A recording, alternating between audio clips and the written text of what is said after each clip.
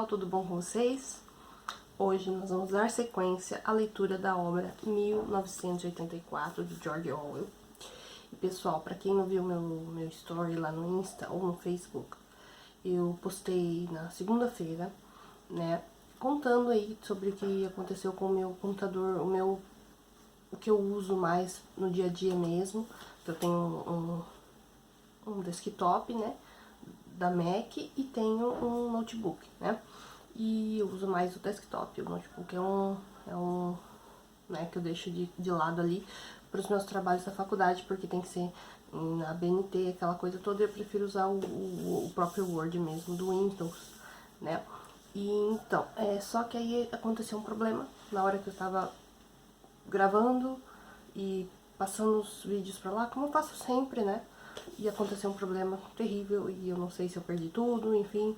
E vai levar um tempo aí até eu conseguir consertar esse probleminha. Então, eu perdi a primeira e a segunda parte da leitura do dia, que seria na segunda, né? Do dia 27, né? Isso, 27. E, então, eu vou estar postando hoje. Então, o nosso desafio literário aí, ele se estendeu um pouco por conta desse probleminha, tá? E os vídeos que eu estava preparando, que eu ia postar essa semana, também vai dar uma atrasada por conta disso.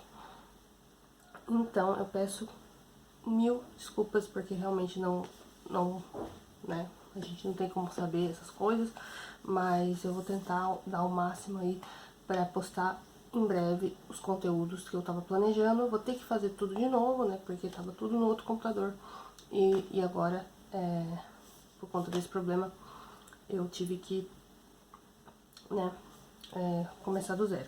Então, esse vídeo que vocês vão ver hoje, que é o da leitura do capítulo 9 e capítulo 10, eu consegui salvar uma parte, né, já tava no celular, então por isso que vai estar um pouco diferente, meu cabelo e tal. Inclusive, eu nem me arrumei tanto assim e tal, por conta que eu quero ver se eu agilizo logo isso, tá?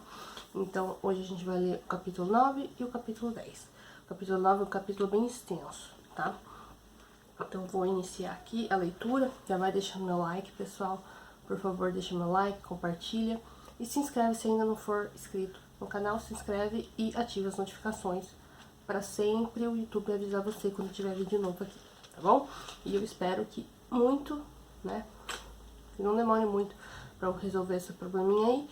Mas de qualquer forma eu vou me virando com meu notebook. Ele é um pouquinho lento, né? Na hora de editar os vídeos eu tenho um pouquinho de dor de cabeça, mas, né, vamos lá. A gente consegue se virar aí com o que a gente tem, né? Então, pessoal, vamos lá começar a leitura. Winston estava gelatinoso de cansaço. Gelatinoso era a palavra certa. E ela aparecera espontaneamente em sua cabeça. Seu corpo parecia não apenas ter a debilidade da gelatina, como sua translucidez. Sentia que se erguesse a mão poderia ver a luz através dela. Todo o sangue e toda a linfa haviam sido drenados de seu corpo por um imenso excesso de trabalho, deixando apenas uma frágil estrutura de nervos, ossos e pele. Todas as sensações pareciam ampliadas, o macacão lhe roçava os ombros, o calçamento lhe fazia cócegas nos pés. Mesmo o esforço de abrir e fechar a mão fazia suas juntas ranger. Em 5 dias, trabalhara mais de 90 horas, ele e todo o pessoal do ministério. Agora estava tudo acabado e ele não tinha nada a fazer, literalmente. Nenhum tipo de tarefa do partido até a manhã seguinte. Podia passar 6 horas no esconderijo e outras 9 em sua própria casa. Sua própria cama. Devagar, sob o sol ameno da tarde, seguiu por uma rua imunda na direção da lojinha do Sr. Sherrington, sempre atento à possibilidade de aparecer alguma patrulha, mas irracionalmente convencido de que naquela tarde não havia perigo de que alguém fosse perturbá-lo. Sua pesada pasta batia em seu joelho a cada passo que dava. Dentro estava o livro, que permaneceria em suas mãos por 6 dias e que ainda não abrira. Nem sequer deram uma olhadinha nele. No 6º dia da Semana do Ódio, depois das paradas, dos discursos, dos berros, das cantorias, das bandeiras, dos pôsteres, dos filmes, das figuras de cera, dos rufos dos tambores, dos canglores das cornetas, do rumor dos pés em marcha, dos rangidos das esteiras dos tanques, do estrondo das esquadrilhas de aviões, dos estampidos dos revólveres, Depois de 6 dias disso tudo, quando o grande orgasmo avançava trêmulo para o clímax e o ódio de todos pela Eurásia fervia, formando um delírio de dimensões tamanhas que se a multidão pusesse a mão nos 2.000 criminosos de guerra eurasianos que seriam enforcados num ato público no último dia dos festejos, indubitalmente tê-los-ia estraçalhado. E justo nesse momento fora anunciado que a Oceania, na realidade, não estava em guerra com a Eurásia, a Oceania estava em guerra com a Lestásia, e que a Eurásia era uma aliada. É óbvio que não houve nenhum reconhecimento de que algo mudara. Simplesmente tornou-se sabido, de maneira muito repentina em toda parte, ao mesmo tempo que agora o inimigo era a Lestásia, e não a Eurásia. Winston participava de uma manifestação em uma das praças centrais de Londres, no momento em que isso se deu. Estava escuro e os rostos brancos e as bandeiras escarlates, iluminados, tinham um aspecto sinistro. A praça estava tomada por vários milhares de pessoas, inclusive uma tropa de cerca de 1.000 escolares envergando o uniforme dos espiões. Num palanque recoberto de panos escarlates drapeados, um orador do núcleo do partido, homem miúdo e esguio, de braços desproporcionalmente longos e um vasto crânio calvo sobre o qual se viam algumas mechas extraviadas de cabelo liso. Discursava para o povo.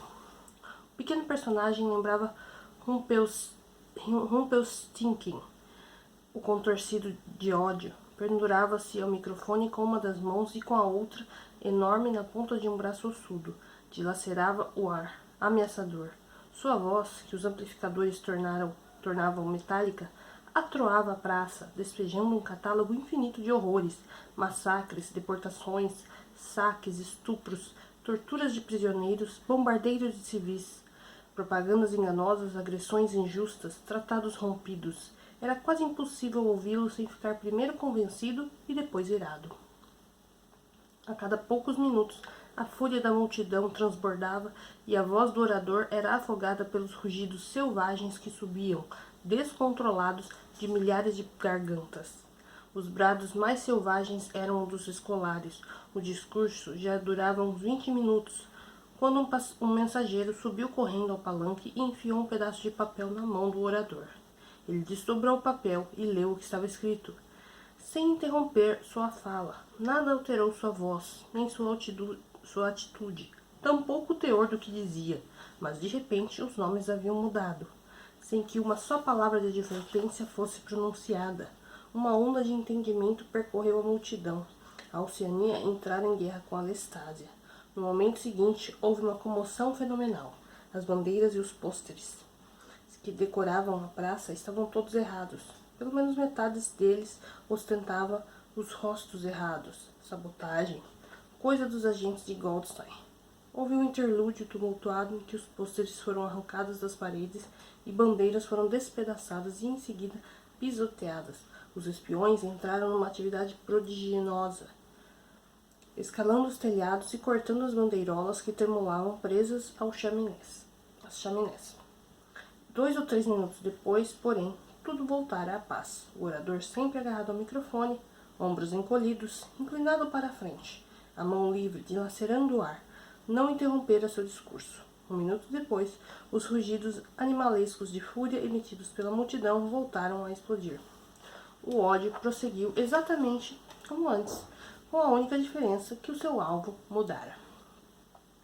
Pensar no que havia acontecido, o que impressionou Winston foi o orador ter trocado o sentido do seu discurso no meio de uma frase, não apenas sem pausa, como sem ruptura de sintaxe. No momento, contudo, preocupava-se com outras coisas. Foi durante o momento de desordem, enquanto os pôsteres estavam sendo arrancados, que um homem cujo rosto não chegou a ver, lhe dera um tapinha no ombro, dizendo: "Desculpe, acho que o senhor deixou cair sua pasta." Winston pegara a pasta, distraído, sem dizer nada. Sabia que seria preciso esperar alguns dias para ter a oportunidade de dar uma olhada em seu conteúdo. E assim que a manifestação chegou ao fim, tomou o rumo do Ministério da Verdade. Embora já fossem quase 11 da noite, todo o pessoal do Ministério fizeram o mesmo. As teletelas já emitiam ordens, convocando todos a ocupar os seus postos, mas eram ordens totalmente desnecessárias. A Oceania estava em guerra com a Lestásia, e a Oceania sempre estivera em guerra com a Lestásia.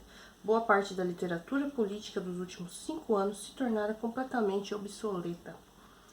Relatórios e publicações de todo tipo, jornais, livros, panfletos, filmes, trilhas sonoras, fotografias, tudo tinha de ser corrigido à velocidade da luz.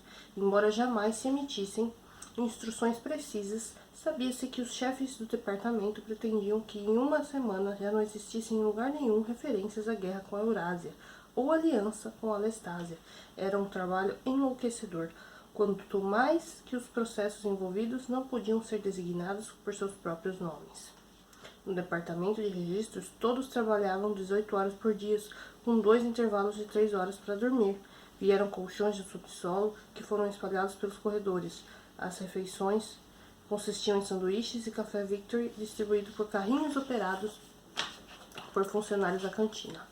Toda vez que Winston interrompia o trabalho para seu turno de sono, tentava deixar a escrivaninha arrumada, sem trabalho em andamento, e sempre que se arrastava de volta para seu lugar, de olhos grudentes, todo dolorido, constatava que outra montanha de cilindros de papel recobrira a escrivaninha, como uma nevasca, quase enterrando o ditógrafo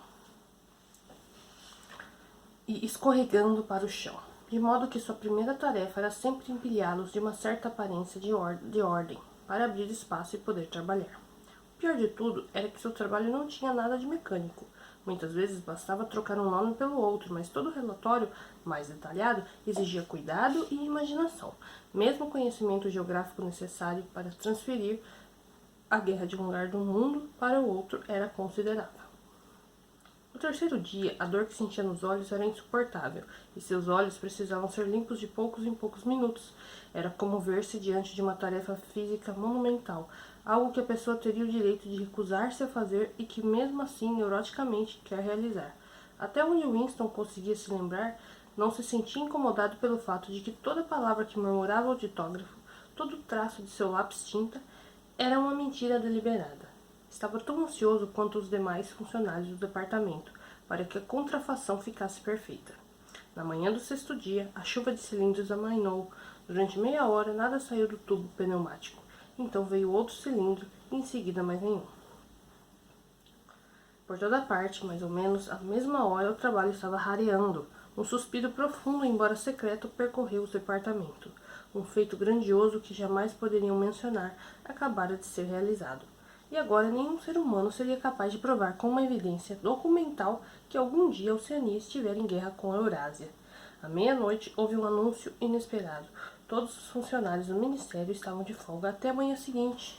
Winston, sempre com a pasta que continha o livro e que permanecera entre seus pés enquanto ele trabalhava e debaixo de seu corpo enquanto dormia, foi para casa, fez a barba e quase adormeceu no banho, embora a água estivesse pouco mais que tépida. Com uma espécie de estalo voluptuoso nas juntas, subiu a escada que levava aos altos da lojinha do Sr. Sherrington. Estava cansado, mas já não sentia sono. Abriu a janela, acendeu o pequeno e sujo fogareiro a óleo e pôs uma panela com água para esquentar, com a intenção de fazer um café. Júlia chegaria em breve. Enquanto isso, tinha o livro. Sentou-se na poltrona desmanzelada e abriu a pasta. Era um pesado volume negro, encadernado por algum amador, sem título nem autor na capa. A impressão também parecia um tanto irregular. As páginas estavam gastas nas bordas e soltavam-se facilmente, como se o livro tivesse passado por muitas mãos. No frontispício constava Teoria e Prática do Coletivismo Oligárquico, de Emanuel Goldstein. Winston começou a ler. Capítulo 1. Ignorância é força. Ao longo de todo o tempo registrado, e provavelmente desde o fim do Neolítico, existem 3 tipos de pessoas no mundo: as altas, as médias e as baixas. Essas pessoas se subdividiram de várias maneiras. Responderam ao número incontável de diferentes nomes e seus totais relativos, bem como sua atitude umas para com as outras.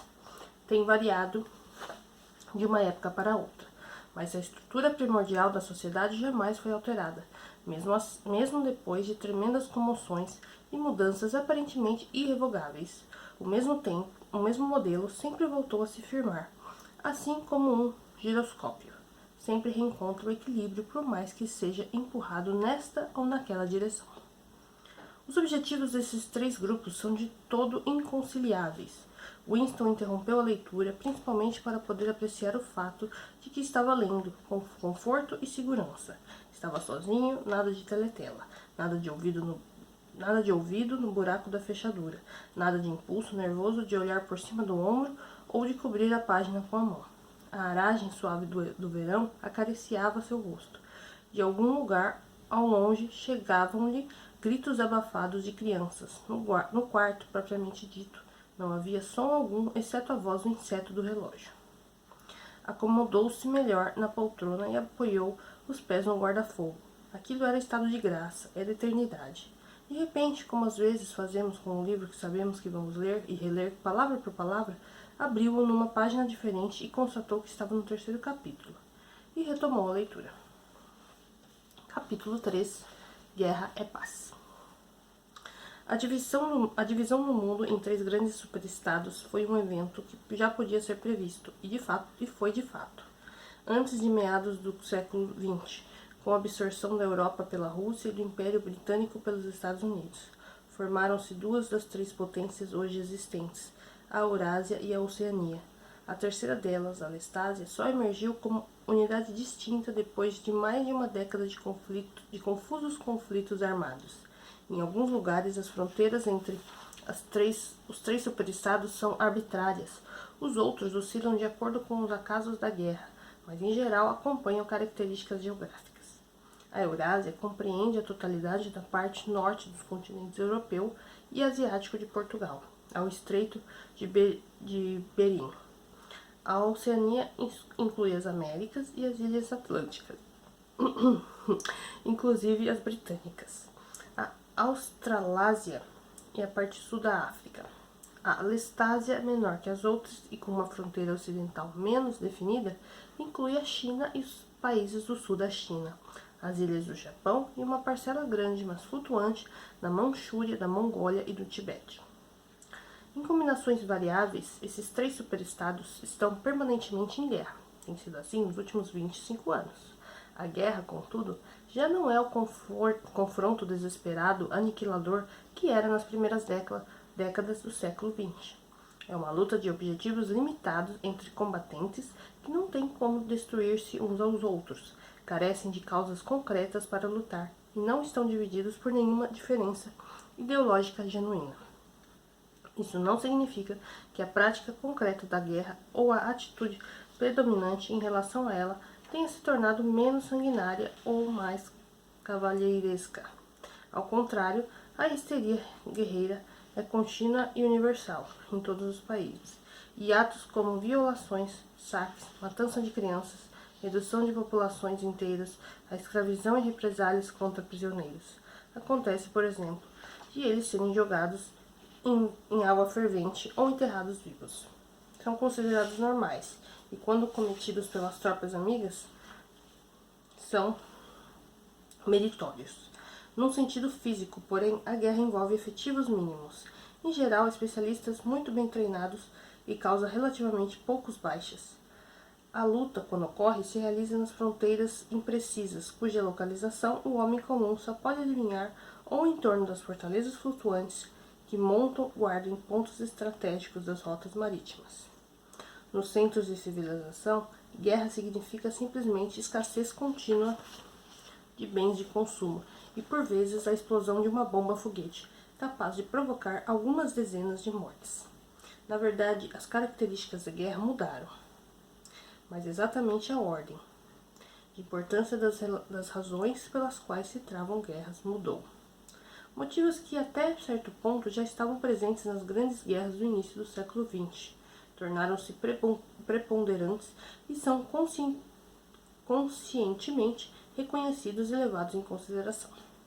Para compreender a natureza da guerra atual, pois a despeito do reagrupamento que se verifica a cada poucos anos, trata-se mesmo sempre da mesma guerra, é preciso que se compreenda, antes de mais nada, que é impossível que ela seja decisiva. Nenhum dos 3 superestados poderia ser definitivamente conquistado, nem mesmo com a aliança dos outros 2. Existe um equilíbrio muito marcado entre eles e as suas defesas naturais são gigantescas. A Eurásia, protegida por seus vastos espaços territoriais, a Oceania pela extensão do Atlântico e do Pacífico, a Lestásia pela fecundidade e industriosidade de seus habitantes. Em segundo lugar, já não existe, no sentido material, nada pelo qual combater. Com o estabelecimento de economias autossustentáveis, nas quais a produção e o consumo calibram-se reciprocamente, a disputa de mercados, um dos principais motivadores das guerras passadas, chegou ao fim. A competição por matérias-primas deixou de ser questão de vida ou morte. Seja como for, os 3 superestados não são tão vastos que cada um deles obtém quase todas as matérias-primas de que necessita dentro de suas próprias fronteiras. Na medida em que a guerra tem um objetivo econômico direto, trata-se de uma guerra por força de trabalho. Entre as fronteiras dos superestados e sem pertencer permanentemente a nenhum deles, situa-se um quadrilátero grosseiro, cujos ângulos localizam-se em Tanger, Brazzaville, Darwin e Hong Kong, e que contém em seu interior cerca de 1/5 da população terrestre. E é pelo domínio dessas regiões densamente povoadas, bem como da calota de gelo do Polo Norte, que as 3 potências lutam sem cessar. Na prática, nenhuma potência chega a controlar a totalidade da área disputada. Partes dessa área estão sempre tocando de mãos e a possibilidade de tomar esse ou aquele fragmento mediante um ato súbito de traição que determina as infinitas alterações de alinhamento. Todos os territórios disputados contêm minérios valiosos e alguns deles são produtores de bens agrícolas importantes, como a borracha, que nos climas mais frios é preciso produzir sinteticamente através de técnicas um tanto onerosas. Mas, acima de tudo, esses territórios contêm uma reserva infinita de mão de obra barata. Seja qual for a potência que, no momento dado, controla a África Equatorial, ou os países do Oriente Médio, ou da Índia Meridional, ou o arquipélago indonésio, essa potência também dispõe dos corpos de dezenas ou centenas de milhões de trabalhadores braçais, operosos e mal pagos. Os habitantes dessas áreas, reduzidos de forma mais ou menos explícita à condição de escravos, passam continuamente das mãos de um para as mãos de outro conquistador, e são usados como se fossem carvão ou óleo na corrida para fabricar mais armamento, para conquistar mais territórios, para controlar mais força de trabalho, para fabricar mais armamento e para conquistar mais territórios, e assim por diante, infinitamente. Convém observar que os combates nunca chegam a ultrapassar as fronteiras das áreas disputadas. As fronteiras da Eurásia vão e vêm como entre a bacia do Congo e o litoral norte do Mediterrâneo. As ilhas do Oceano Índico e do Pacífico estão constantemente sendo capturadas e recapturadas pela Oceania ou pela Lestásia. Na Mongólia, a linha divisória entre a Eurásia e a Lestásia jamais é instável.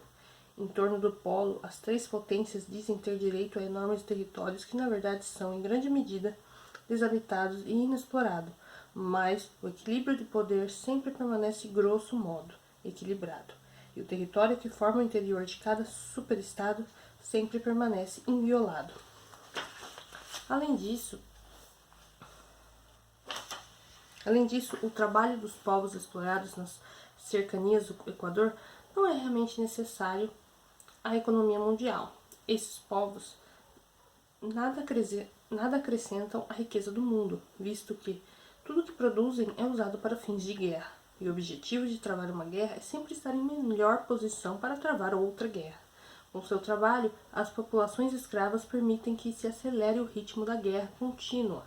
No entanto, se não existissem a estrutura da sociedade mundial e o processo graças ao qual ela se mantém, não apresentariam diferenças essenciais.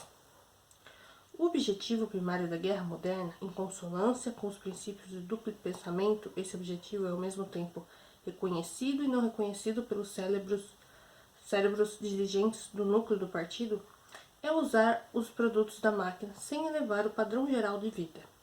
Desde o fim do século XIX, o problema de que fazer com o excedente de produção de bens de consumo tem sido uma questão latente na sociedade industrial. Hoje, quanto poucos seres humanos dispõem do suficiente até mesmo para se alimentar, esse problema, claro, não é premente, e talvez jamais tivesse se tornado premente, mesmo sem a interferência de processos artificiais de destruição. O mundo atual é um lugar desolado, destruído, faminto se comparado ao mundo que existia antes de 1914, e ainda mais comparado ao futuro imaginário para o qual as pessoas daquela época pensavam que estavam caminhando. No início do século XX, a visão de uma sociedade futura inacreditavelmente rica, ociosa, organizada e eficiente. Um mundo antisséptico, cintilante de vidro e aço e concreto branquíssimo, fazia parte da consciência de praticamente toda pessoa culta. A ciência e a tecnologia desenvolviam-se a uma velocidade estonteante e parecia natural acreditar que continuariam se desenvolvendo. Isso não aconteceu, em parte devido ao empobrecimento provocado por uma série longa de guerras e revoluções, em parte porque o avanço científico e tecnológico dependia do hábito empírico do pensamento, que não pôde sobreviver em uma sociedade regimentada de maneira estrita. O mundo hoje, como um todo, é mais primitivo do que há 50 anos. Algumas áreas atrasadas progrediram e vários dispositivos foram desenvolvidos, sempre de alguma maneira relacionados à guerra e à espionagem policial. Mas a experimentação e a invenção praticamente deixaram de existir, e os estragos causados pela guerra atômica na década de 1950 jamais foram inteiramente reparados. Contudo, os perigos inerentes à máquina continuam existindo. Assim que ela surgiu, ficou claro para todas as mentes pensantes que os homens já não seriam obrigados a trabalhar, e que, como consequência, em grande medida, a desigualdade entre eles também desapareceria. Se a máquina fosse usada deliberadamente para esse fim, a fome, o trabalho duro e a sujeira, o analfabetismo e a doença desapareceriam em poucas gerações. E de fato, mesmo sem ser usada com tais objetivos, mas como uma espécie de processo automático, pelo fato de produzir riqueza que em certos casos era impossível deixar de distribuir, a máquina elevou enormemente o padrão de vida do ser humano médio, num período de cerca de 50 anos, entre o fim do século XIX e início do século XX. Mas também ficou claro que o aumento global da riqueza talvez significasse a destruição. Na verdade, um certo sentido foi a destruição da sociedade hierárquica. Num mundo no qual todos trabalhassem pouco, tivessem o alimento necessário, vivessem numa casa com banheiro e refrigerador e possuíssem carro ou até avião, a forma mais óbvia e talvez mais importante de desigualdade já teria desaparecido. Desde o momento em que se tornasse geral, a riqueza perderia seu caráter distintivo. Claro, era possível imaginar uma sociedade na qual a riqueza no sentido de bens e luxos pessoais fosse distribuída equitativamente, enquanto o poder permaneceria nas mãos de uma pequena casta privilegiada. Na prática, porém, uma sociedade desse tipo não poderia permanecer instável por muito tempo. Porque se lazer e segurança fossem desfrutados por todos igualmente, a grande massa de seres humanos que costuma ser embrutecida pela pobreza se alfabetizaria e aprenderia a pensar por si. E depois que isso acontecesse, mais cedo ou mais tarde, essa massa se daria conta de que a minoria privilegiada não tinha função nenhuma e acabaria com ela. A longo termo, uma sociedade hierárquica só era possível num mundo de pobreza e ignorância. Voltar ao passado agrícola, como sonhavam alguns pensadores do início do século XX, não era uma solução praticável, pois entrava em conflito com a tendência para a mecanização, que se tornara praticamente instintiva, quase no mundo inteiro.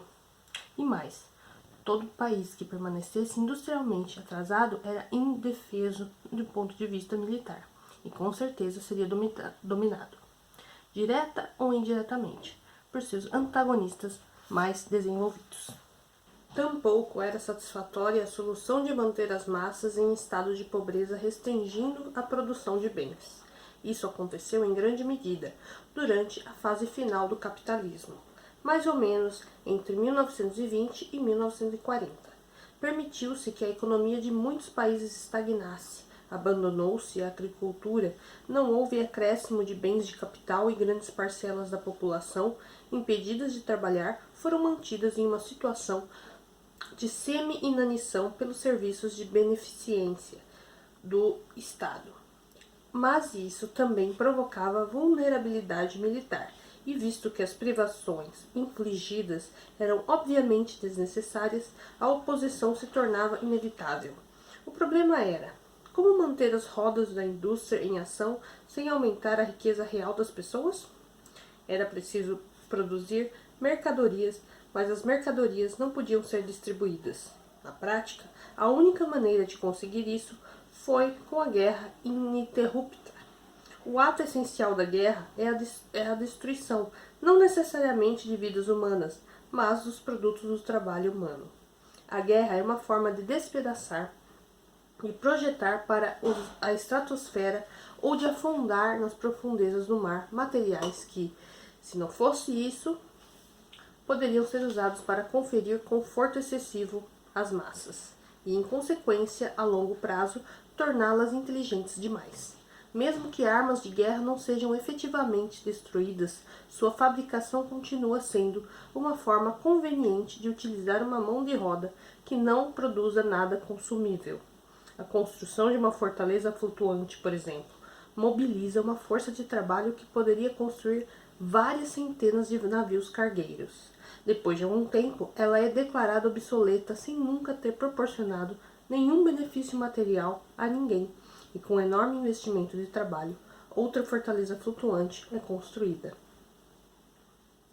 Em princípio, o esforço da guerra é sempre planejado de forma a consumir todo o possível excedente, depois de atendidas as necessidades básicas da população. Na prática, as necessidades da população são sempre subestimadas, verificando-se, dessa maneira, uma escassez crônica de metade dos artigos necessários à vida.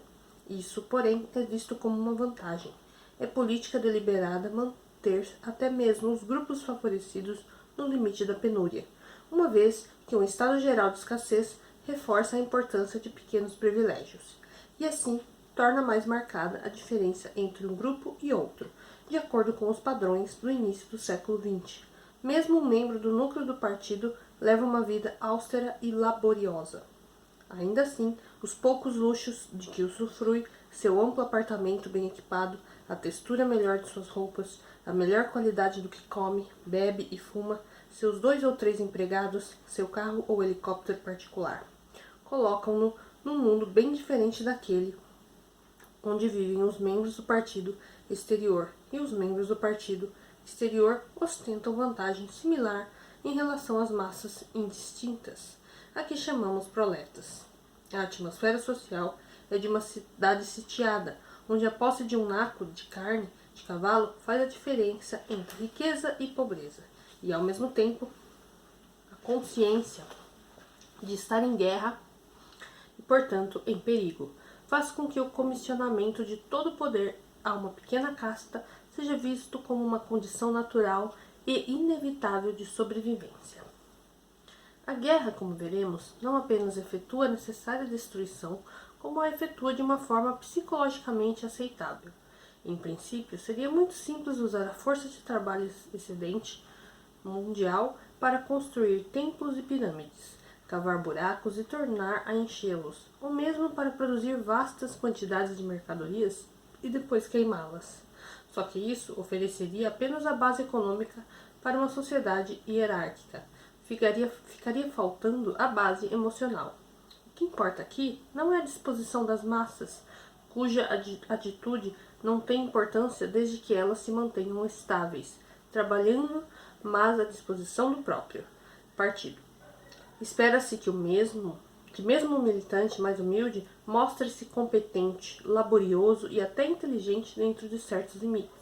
Porém, é necessário também que ele seja um fanático crédulo e ignorante, e que nele predominem sentimentos como o medo, o ódio, a adulação e o triunfo orgiástico. Em outras palavras, é necessário que ele tenha a mentalidade adequada a um estado de guerra. Não interessa se a guerra está de fato ocorrendo, e visto ser impossível uma vitória decisiva, não importa se a guerra vai bem ou mal. A única coisa necessária é que exista um estado de guerra. A cisão da inteligência que o partido exige de seus membros, e que se obtém mais facilmente numa atmosfera de guerra, é agora quase universal. Mas quanto mais alto se chega na hierarquia, mais ela se acentua. O efeito é no núcleo do partido que a histeria guerreira e o ódio ao inimigo são mais fortes. Em sua qualidade de administrador, muitas vezes é necessário que um membro do núcleo do partido saiba que este ou aquele item do noticiário de guerra é fictício. E acontece com frequência estar ciente de que a guerra inteira é espúria e que ela ou não está acontecendo ou está acontecendo por razões bem diferentes das declaradas. Mas esse conhecimento é facilmente neutralizado pela técnica do duplo pensamento. Ao mesmo tempo, nenhum membro do núcleo do partido vacila por um instante, sequer em sua fé mística de que a guerra é real e de que ela está fadada a terminar com a vitória da Oceania, que passará a senhora incontestável do mundo. Todos os membros do núcleo do partido, acreditam nessa conquista vindoura como um artigo de fé. Ela será obtida ou bem mediante a aquisição de mais e mais território, com a consequente construção de uma preponderância avassaladora de poder, ou bem pela descoberta de alguma nova arma e definitiva. A busca por novas armas prossegue sem trégua, e é uma das pouquíssimas atividades remanescentes em que as mentes inventivas ou especulativas conseguem encontrar algum desafogo. Hoje em dia, na Oceania, a ciência no sentido antigo praticamente deixou de existir. Não há palavra e nova fala para a ciência.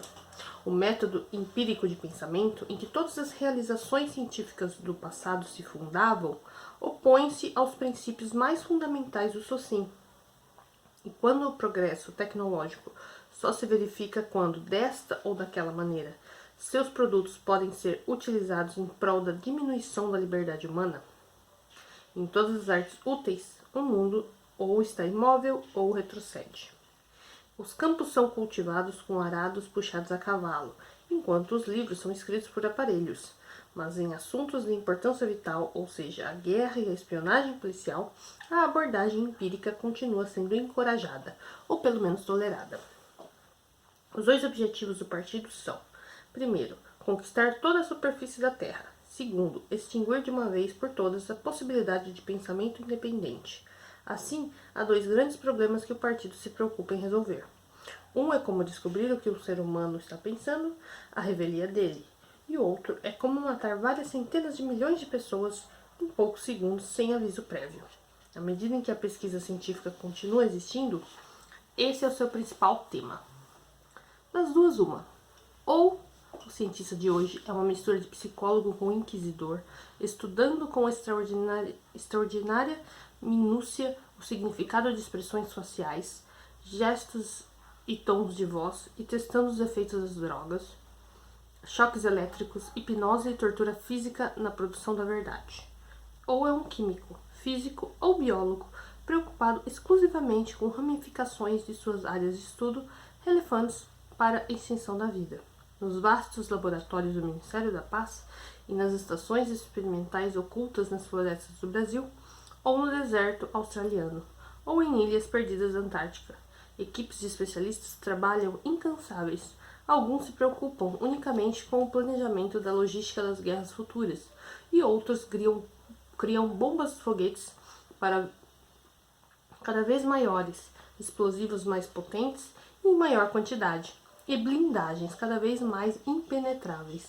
Outros estão atrás de gases novos e mais mortíferos, ou de venenos solúveis que possam ser fabricados em quantidade suficiente para destruir a vegetação de continentes inteiros, ou de linhagens de germes patogênicos, imunizados contra todos os anticorpos possíveis. Outros fazem tudo para produzir um veículo que consiga abrir caminho debaixo da terra como um submarino dentro d'água, ou um aeroplano tão independente de sua base quanto um veleiro. Outros exploram possibilidades ainda mais remotas, como focalizar os raios de sol através de lentes suspensas a milhares de quilômetros de distância no espaço, ou provocar terremotos artificiais e tsunamis manipulando o calor do centro da Terra. Mas nenhum desses projetos jamais chega perto de se realizar, e nenhum dos três superestados jamais sobrepuja os outros de forma significativa. O mais notável é que as três potências já possuem na bomba atômica uma arma muito mais poderosa do que qualquer outra que suas pesquisas atuais tenham condições de descobrir.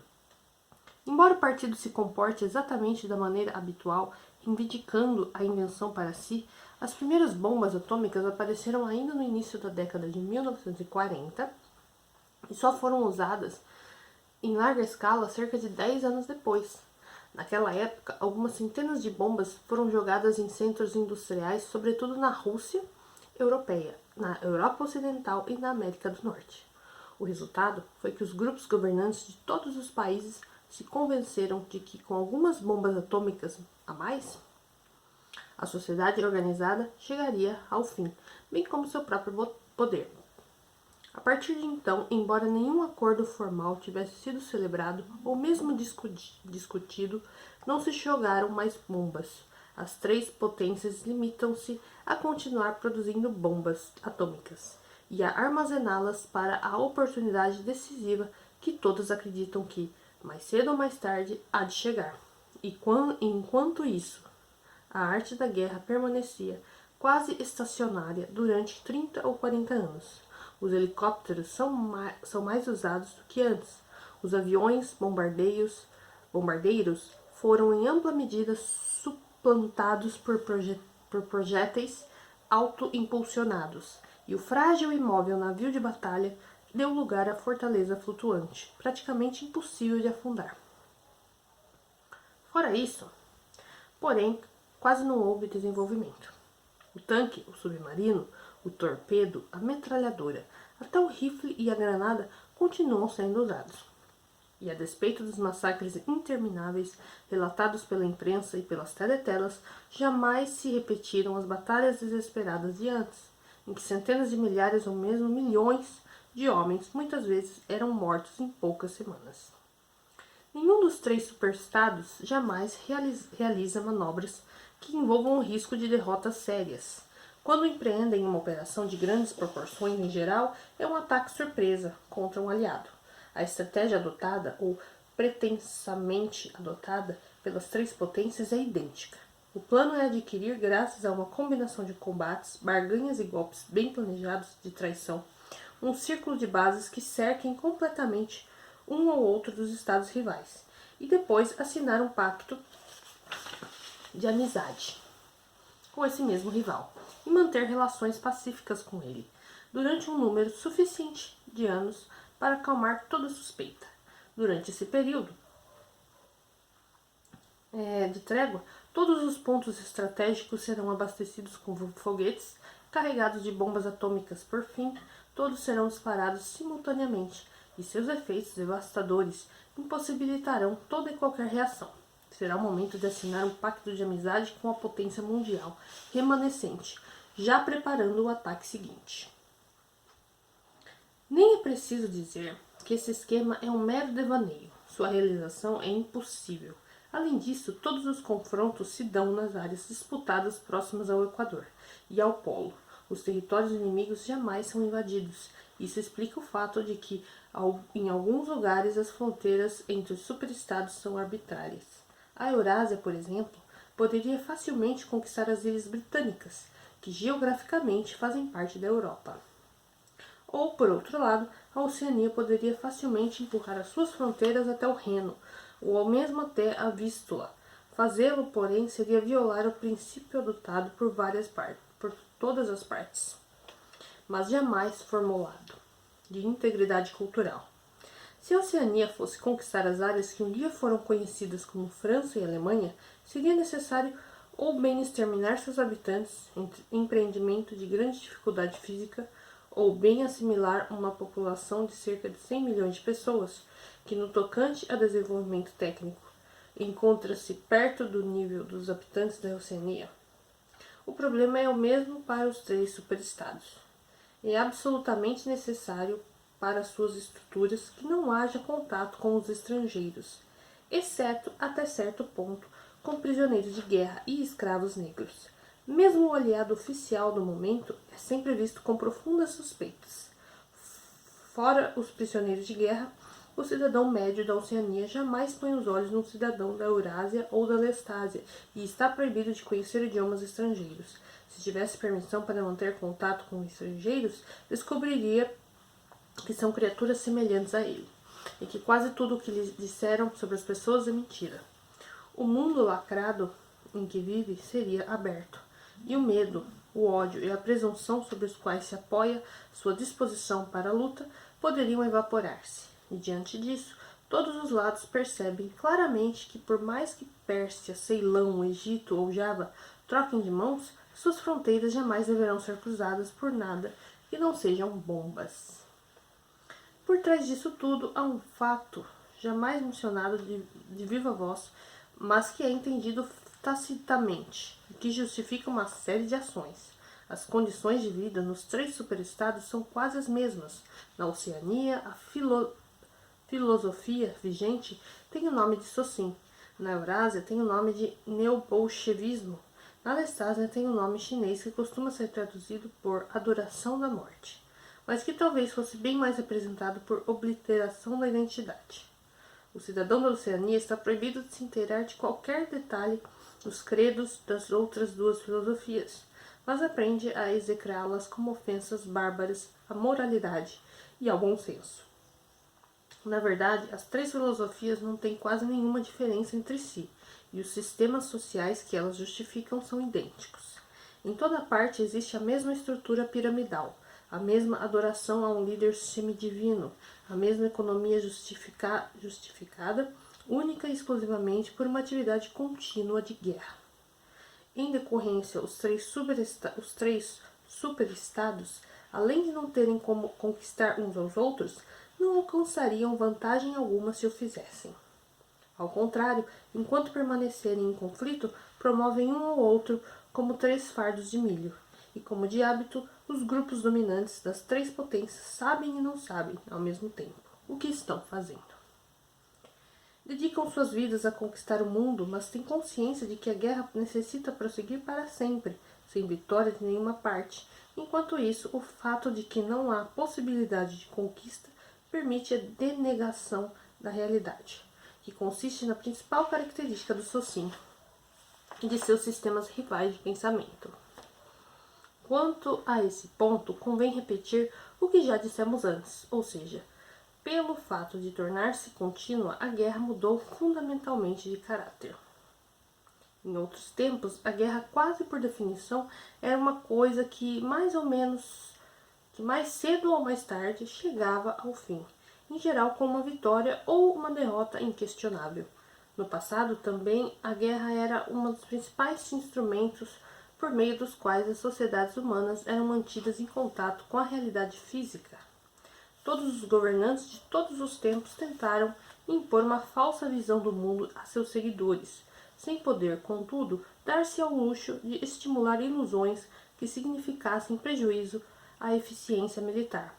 Sempre que derrota significasse a perda de independência ou qualquer outro resultado geralmente visto como indesejável, as precauções contra a derrota tinham de ser sérias. Impossível ignorar fatos físicos em filosofia, religião, ética e política. Talvez o resultado de 2 e 2 seja 5, mas quando se trata de ser 4, projetar uma arma de fogo ou um avião, o resultado tem de ser 4. Mais cedo ou mais tarde, as nações ineficientes eram conquistadas, e a busca por eficiência era prejudicial às ilusões. Mas, para ser eficiente, era necessário ser capaz de aprender com o passado, o que significava ter uma ideia bastante clara de todos os fatos do passado. Jornais e livros de histórias eram sempre enfeitados e parciais, claro, mas falsificação do tipo praticado hoje seria algo impossível. A guerra era uma salvaguarda segura da sanidade mental, e enquanto os interesses das classes dominantes estivessem em jogo, provavelmente era a mais importante de todas as salvaguardas. Mas quando a guerra se torna, sem exagero, contínua, ela também deixa de ser perigosa. Quando a guerra é contínua, não existe isso que denominamos necessidade militar. O progresso técnico pode cessar e os fatos mais palpáveis podem ser negados ou desconsiderados. Como vimos, ainda se realizam pesquisas que poderiam ser consideradas científicas, sempre para atender à necessidade bélica. Mas elas são essencialmente um tipo de desvaneio. E o fato de não careçam de resultados não tem a menor importância. A eficiência, mesmo a eficiência militar, torna-se desnecessária. Nada é eficiente na Oceania, exceto a polícia das ideias. Visto que os 3 superestados são inconquistáveis, cada um deles é, na realidade, um universo separado no interior do qual é seguro praticar quase todo tipo de perversão no pensamento. A realidade somente exerce pressão por intermédio das necessidades da vida diária. A necessidade de comer e beber, de conseguir abrigo e roupas, de evitar a ingestão de veneno ou a queda de janelas de andares elevados, coisas do tipo.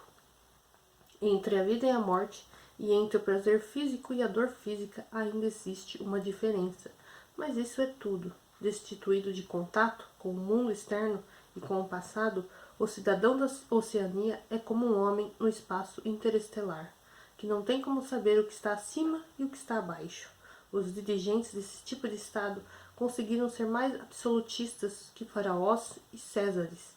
Verdade que são obrigados a evitar que seus seguidores morram de fome em número muito elevado, fato que poderia prejudicá-los, e que são obrigados a manter o baixo nível de técnica militar dos rivais. Mas uma vez obtido o mínimo, podem torcer a realidade na direção que lhes aprouver. A guerra, portanto, se julgada pelos parâmetros das guerras anteriores, não passa de impostura. É como as lutas entre certos animais ruminantes, cujos chifres estão implantados num ângulo que impossibilita que um fira o outro. Ser irreal, porém, não significa que ela não tenha significado. A guerra devora o excedente de bens e contribui para preservar a atmosfera mental que convém a uma sociedade hierárquica. Hoje a guerra é apenas, como veremos, um assunto puramente interno. No passado, os grupos dominantes de todos os países, mesmo reconhecendo seus interesses comuns, e com isso limitando a força destruidora da guerra, de fato, lutavam uns contra os outros, e o vencedor sempre saqueava o vencido. Hoje eles não lutam entre si, absolutamente.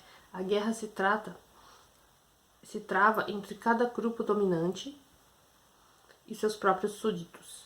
E o objetivo dela não é obter ou evitar conquistas de território, mas manter intacta a estrutura social. A própria palavra guerra, portanto, tornou-se ambígua.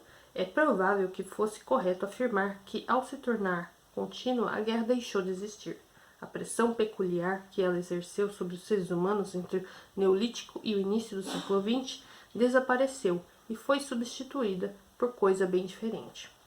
O efeito seria o mesmo, em ampla medida, se os 3 superestados, em vez de lutar um contra o outro, concordassem em viver numa paz perpétua, cada um inviolado dentro das suas próprias fronteiras, porque nesse caso cada um deles continuaria sendo um universo autossuficiente, livre para sempre da influência moderadora do perigo externo.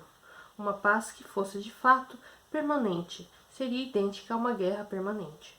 E esse, embora a imensa maioria dos membros do partido só o compreenda de forma superficial, é o significado profundo do lema do partido: guerra é paz.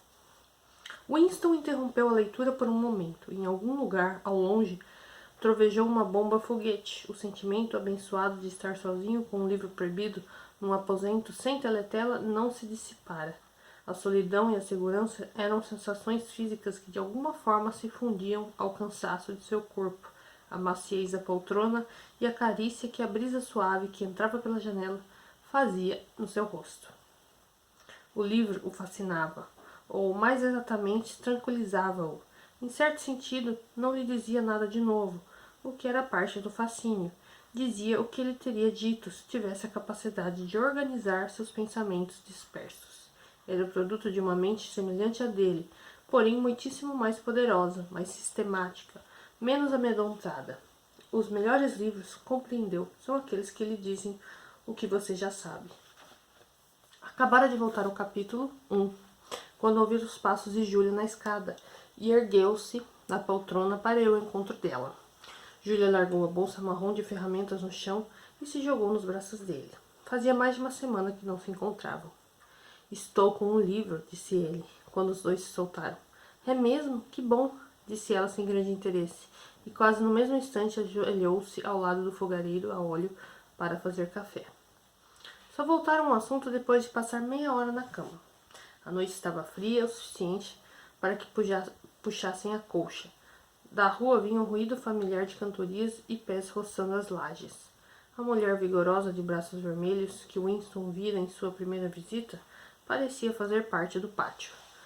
Pelo jeito, não havia hora no dia em que ela não estivesse caminhando de lá para cá entre o tanque e o varal, ora sufocando a si mesma com prendedores de roupa, ora cantando canções maliciosas a plenos pulmões. Júlia se acomodara em seu lado da cama e já parecia a ponto de adormecer. Ele estendeu o braço, apanhou o livro do chão e sentou-se com o tronco apoiado na cabeceira da cama. Precisamos ler isso, disse. Você também. Todos os membros da confraria precisam lê-los. Por que você não lê? Disse ela de olhos fechados. Leia alto. É a melhor maneira. E você pode ir me explicando enquanto lê.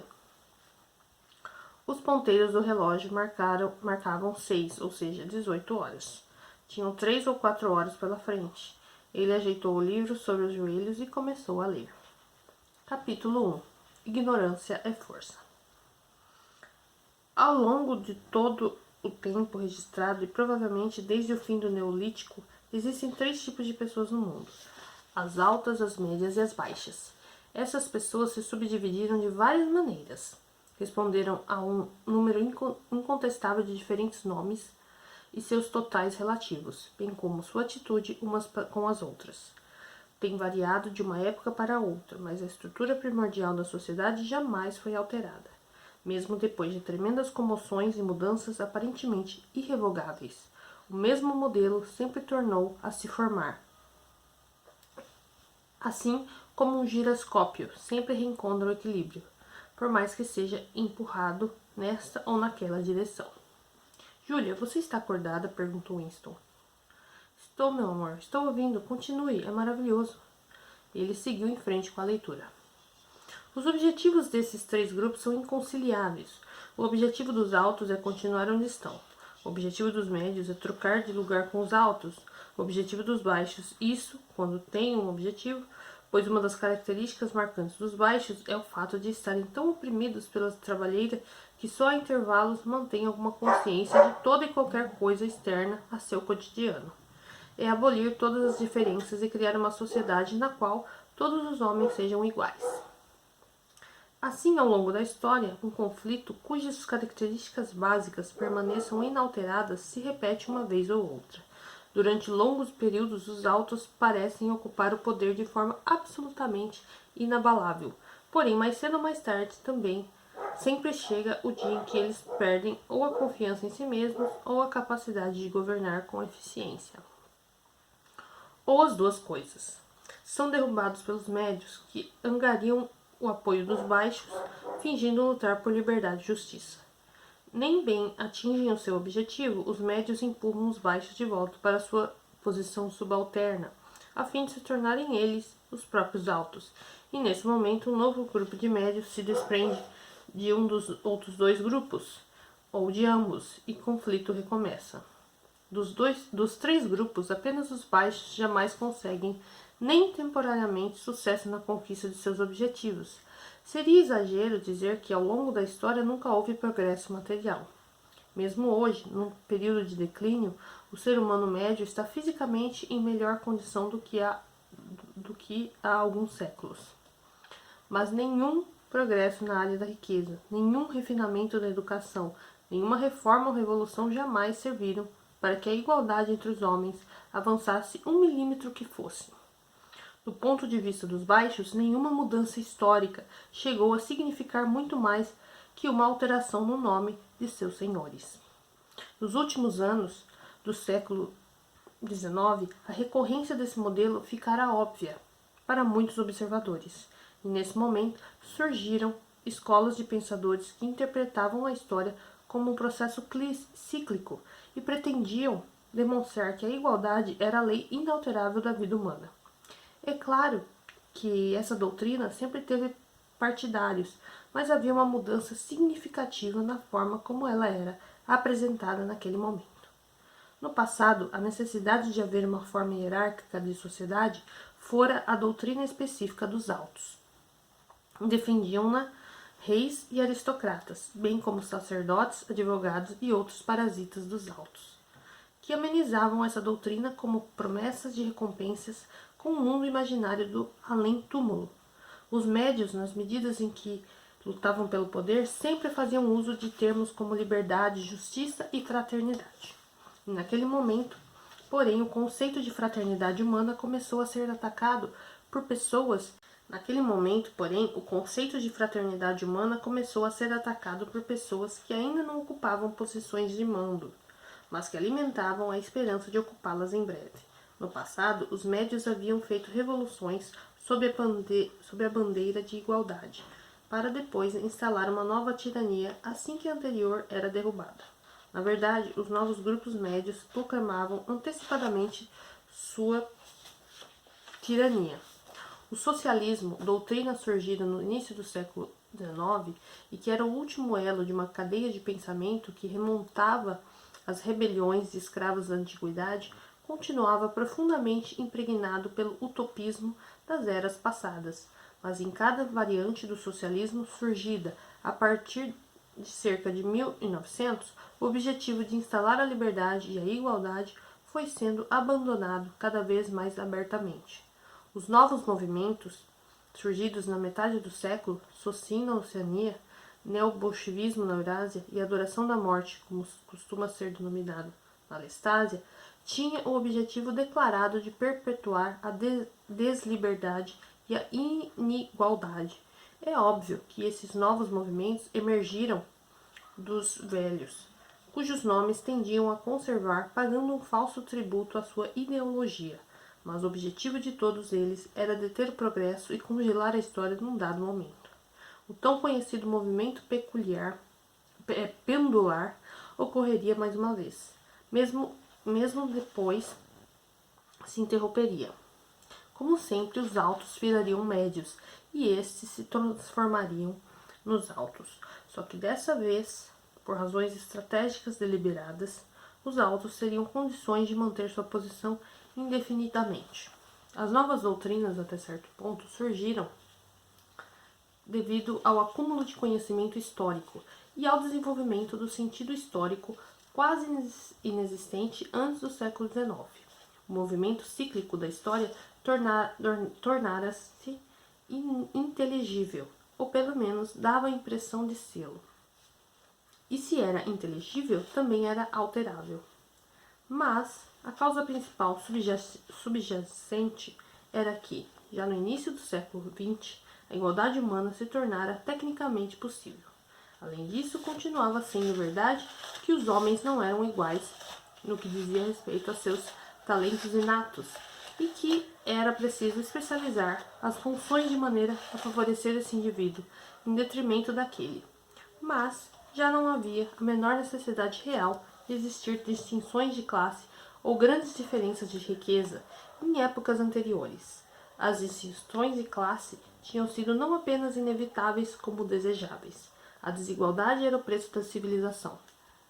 Com o desenvolvimento da produção mecanizada, porém, a situação se alterara, embora continuasse necessário que os seres humanos realizassem diferentes tipos de tarefas. Já não era necessário que vivessem em níveis sociais ou econômicos diferentes. Desse modo, do ponto de vista dos novos grupos que estavam em vias de assumir o poder, a igualdade humana já não era um ideal a perseguir, mas um perigo a evitar. Em épocas mais primitivas, quando de fato era impossível existir uma sociedade justa e pacífica, não houvera a menor dificuldade em acreditar em sua viabilidade. Havia milhares de anos que a ideia de um paraíso terrestre onde os homens vivessem juntos, em total fraternidade, sem leis nem um trabalho brutal, perseguia o imaginário humano. E essa visão exercia um poder um certo poder, inclusive sobre os grupos que na verdade se beneficiavam de cada mudança histórica. Os herdeiros das revoluções francesas, inglesa e americana haviam em parte acreditado em seus próprios chavões sobre direitos humanos. Liberdade de expressão, igualdade perante a lei e assim por diante, permitindo, inclusive dentro de certos limites, que a sua conduta fosse influenciada por eles. Só que aproximadamente nos anos 1940, todas as principais correntes de pensamento político eram autoritárias. O paraíso terrestre fora desacreditado exatamente no instante em que se tornara praticável.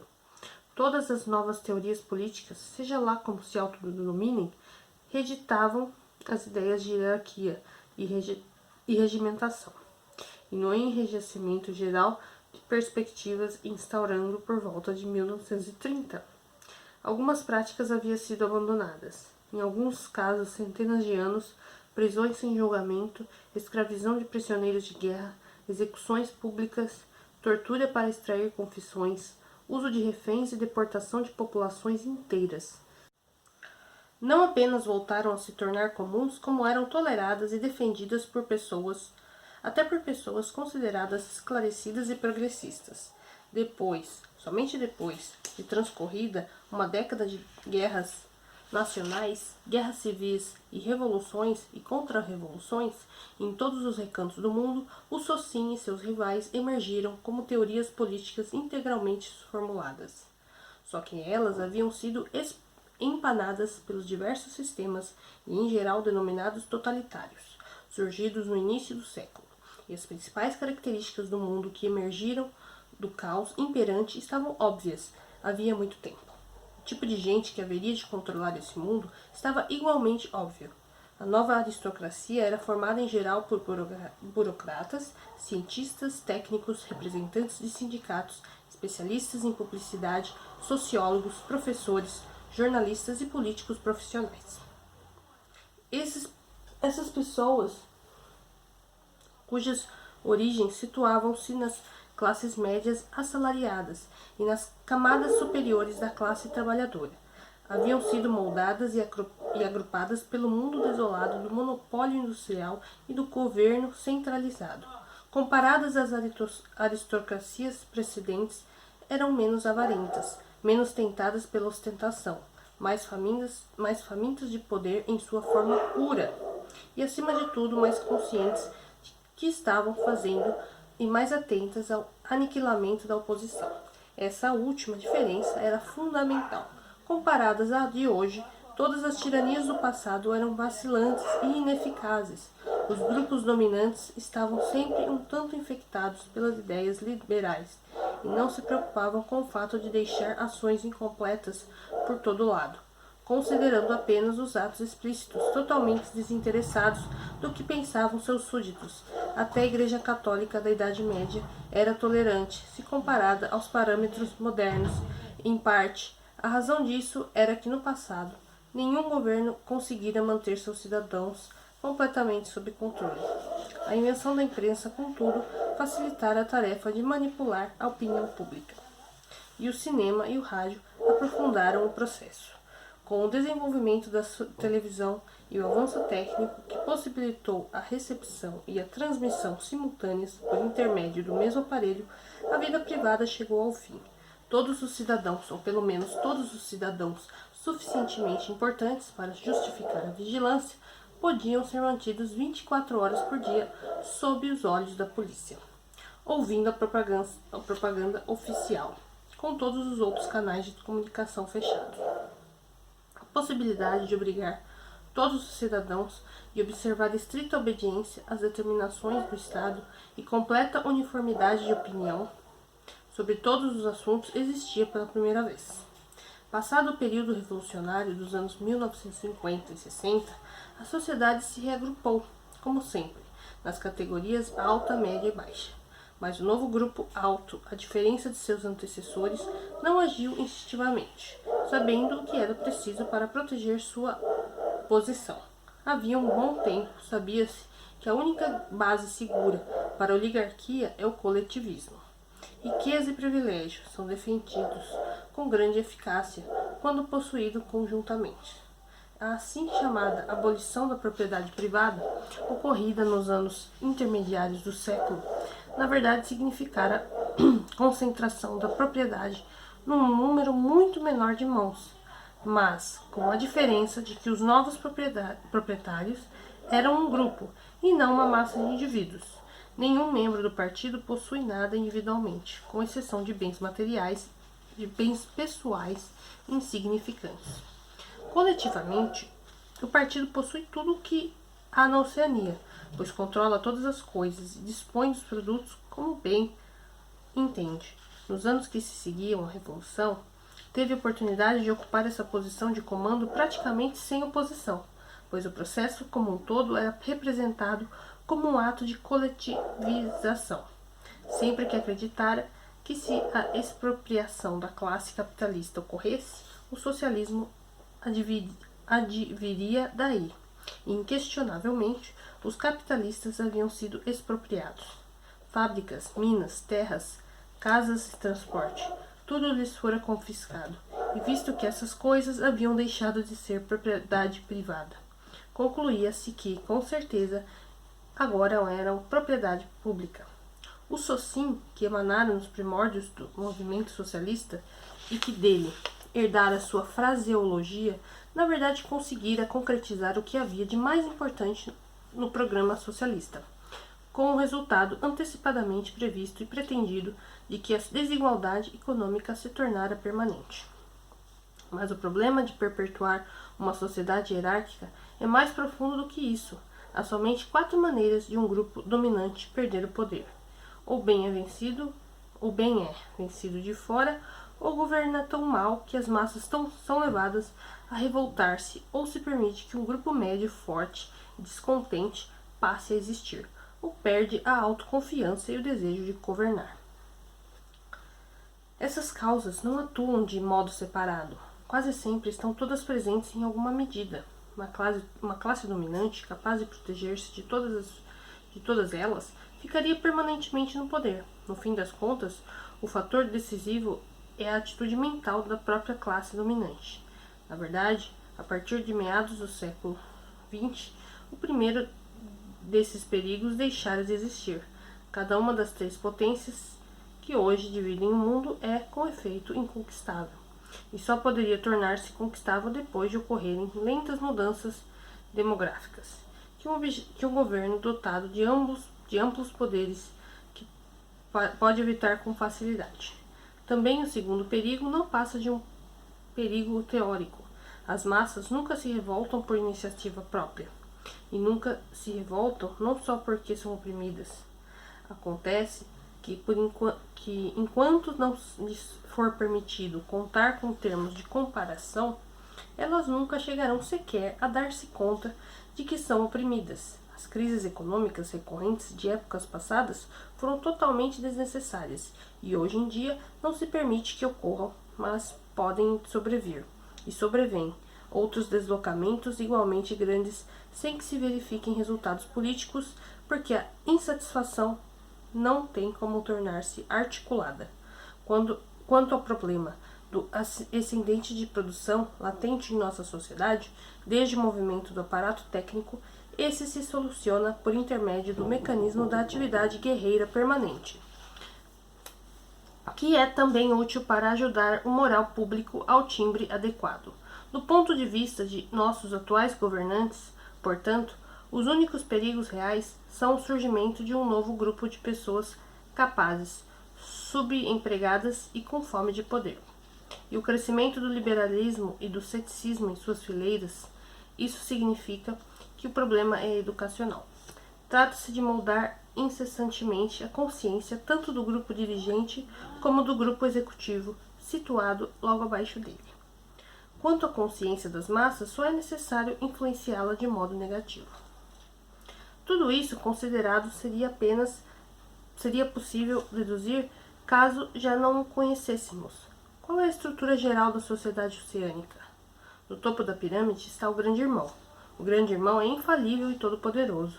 Todos os sucessos, todas as realizações, todas as vitórias, todas as experiências científicas, todo o conhecimento, toda a sabedoria, toda a felicidade, Toda virtude seria um produto direto de sua liderança e inspiração. Ninguém jamais viu o grande irmão. Ele é um rosto dos cartazes, uma voz na teletela. Podemos alimentar razoável certeza de que jamais morrerá e já existe considerável discussão quanto ao ano que ele nasceu. O grande irmão é o disfarce escolhido pelo partido para mostrar-se ao mundo. Sua função é atuar como um ponto focal de amor, medo e reverência. Emoções mais facilmente sentidas por um indivíduo do que por uma organização. Abaixo do grande irmão está o núcleo do partido, com efetivos limitados a 6 milhões, com um pouco menos de 2% da população da Oceania. Abaixo do núcleo do partido vem o partido exterior, que se o núcleo do partido é descrito como cérebro do Estado, poderia ser adequadamente visto como as mãos do Estado. Abaixo estão as massas ignaras, que habitualmente denominamos os proletas, totalizando cerca de 85% da população. Nos termos de nossa classificação anterior, os proletas são os baixos, porque as populações escravizadas das terras equatoriais, que passam todo o tempo de um para outro conquistador, não são uma parte permanente ou necessária de estrutura. Em princípio, ser membro de um desses três grupos não está ligado a uma situação hereditária. O filho de pais pertencentes ao núcleo do partido, teoricamente, não nasceu no seio do núcleo do partido. Ser admitido nesse ou naquele setor do partido depende de um exame prestado aos 16 anos. Tampouco existe qualquer tipo de discriminação racial ou domínio perceptível de uma província sobre outra. Judeus, negros e sul-americanos de pura origem índia são encontrados nos mais altos escalões do partido, e os administradores de qualquer área sempre são escolhidos entre os habitantes daquela área específica. Em nenhum ponto da Oceania, os habitantes têm a sensação de ser uma população colonial governada a partir de uma capital distante. A Oceania não tem capital, e seu chefe titular é uma pessoa cujo paradeiro ninguém conhece. Fora o fato de o inglês ser sua principal língua franca, e a nova fala sua língua oficial, nada na Oceania é centralizado. Seus governantes não estão ligados por laços de parentesco, mas pela adesão a uma doutrina comum. É verdade que nossa sociedade é estratificada, e muito rigidamente estratificada, aliás, de um modo que à primeira vista parece corresponder a linhagens hereditárias. Verifica-se um trânsito muito menor entre os diferentes grupos do que o verificado durante o capitalismo, ou mesmo durante os períodos pré-industriais. Ocorre uma certa dose de intercâmbio entre os dois planos do partido, mas sempre o suficiente para garantir que os fracos sejam excluídos do núcleo do partido e os membros ambiciosos do partido exterior neutralizados em seu desejo de ascensão. Na prática, os proletários não têm autorização para entrar no partido. Os mais brilhantes, que talvez se tornassem núcleos de descontentamento, são simplesmente identificados pelas polícias das ideias e depois eliminados. Mas não há razão para este estado de coisas seja permanente. Não se trata de uma questão de princípios. O partido não é uma classe, no antigo sentido do termo. Seu objetivo não é transmitir o poder para seus próprios filhos, enquanto tais, e se houvesse outra maneira de manter as pessoas mais capazes no topo, estaria perfeitamente disposto a recrutar toda uma nova geração nas fileiras do proletariado. Nos anos decisivos, o fato de o partido não ser uma entidade hereditária contribuiu sobremaneira para neutralizar a oposição. Os socialistas da velha escola, treinados para lutar contra uma coisa chamada privilégio de classe, partiam do princípio de que não é hereditário e não pode ser permanente. Não percebiam que a permanência de uma oligarquia não precisa ser física, nem pararam para pensar que as aristocracias hereditárias sempre foram de curta duração, ao passo que já aconteceu de organizações de adoção, como a Igreja Católica, durarem centenas e mesmo milhares de anos. A essência da regra oligárquica não é hereditariedade de pai para filho, mas a persistência de determinada visão de mundo e de um certo estilo de vida impostos pelos mortos sobre os vivos. Um grupo dominante continua sendo um grupo dominante, enquanto puder nomear seus sucessores. O partido não está preocupado com a perpetuação de seu sangue, mas com a perpetuação de si mesmo. Não importa quem exerce o poder, contanto que a estrutura hierárquica permaneça imutável. Todas as crenças, hábitos, preferências, emoções e atitudes mentais que caracterizam nosso tempo são, na verdade, maneiras de reforçar a mística do partido e de impedir que a verdadeira natureza da sociedade atual seja percebida. A rebelião física, ou toda e qualquer movimentação preliminar no rumo da rebelião, é impossível no momento. Nada a temer do lado dos proletários, abandonados a si mesmos. Continuarão trabalhando e reproduzindo e morrendo de geração em geração, século após século, não apenas sem o menor impulso no sentido de rebelar-se, como incapazes de perceber que o mundo poderia ser diferente do que é. Os proletários só teriam como tornar-se perigosos se o avanço da técnica industrial exigisse que recebessem menor educação. Contudo, visto que a rivalidade entre os militares e os comerciantes deixou de ser importante, o nível da educação popular, na verdade, está em declínio, seja qual for a opinião que as massas adotam ou deixam de adotar. Essa opinião só merece indiferença. As massas só podem desfrutar de liberdade intelectual porque carecem de intelecto. No membro do partido, porém, o menor desvio de opinião sobre o mais insignificante dos assuntos é intolerável. Os membros do partido passam a vida do nascimento à morte sob o controle da polícia das ideias. Mesmo quando sozinhos, nunca podem ter certeza de que estão a sós. Onde quer que estejam, dormindo ou acordados, trabalhando ou descansando, no banho ou na cama, podem ser inspecionados sem aviso e sem tomar conhecimento de que estão sendo inspecionados. Nada do que fazem é indiferente. Seus amigos, suas distrações, seu comportamento para com esposa e filhos, a expressão de seus rostos quando estão sozinhos, as palavras que murmuram no sono, mesmo os movimentos característicos de seus corpos, são rigorosamente escrutinados. Não apenas seus delitos efetivos, mas toda excentricidade, por menor que seja, toda mudança de hábito, todo maneirismo nervoso que apresente a possibilidade de ser sintoma de um conflito interno não deixam de ser detectados. Eles não têm liberdade de escolha sobre coisa nenhuma, e por outro lado, seus atos não são regulamentados por lei, nem por qualquer outro código de conduta claramente formulado. Na Oceania não existe lei.